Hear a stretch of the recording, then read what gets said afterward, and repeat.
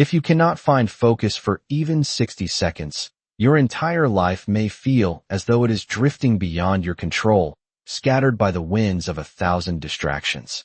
Ethan lived this truth every waking hour, his days filled with a constant, invisible noise that never seemed to fade. Notifications buzzed, conversations overlapped, and his own thoughts raced faster than he could handle, jumping from yesterday's regrets to tomorrow's fears before he could even take a breath. He believed that if he could just force himself to be disciplined, the world would finally fall silent. But the more he tried to grip his attention, the more it slipped through his fingers like water. One evening, after another failed attempt to find clarity, Ethan sat still and realized that the problem was not the world around him, but something deeper within that he did not yet understand. The next morning, he sought out an old teacher living on a quiet hill outside the city. "I cannot focus," Ethan admitted, his voice low with exhaustion.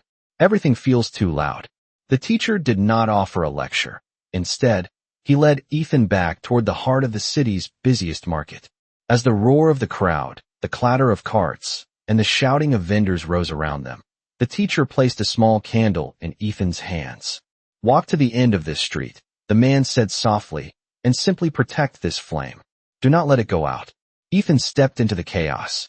At first, the noise felt like an assault, every sound trying to pull his eyes away, every person brushing past him threatening the fragile light. But as he walked, he stopped fighting the market and began to anchor his entire being to the tiny, flickering flame.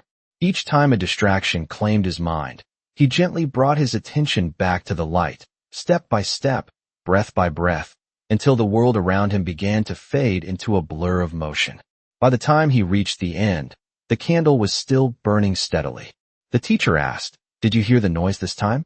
Ethan shook his head, realizing that he had only seen the flame. The world had not become quieter. Ethan had simply stopped giving it his power. "Your mind is like that candle," the teacher said. "If you do not choose where to place your focus, every wind will move you.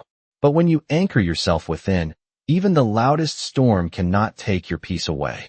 Ethan walked back into the city, no longer searching for silence, but carrying his own stillness in the palm of his hand.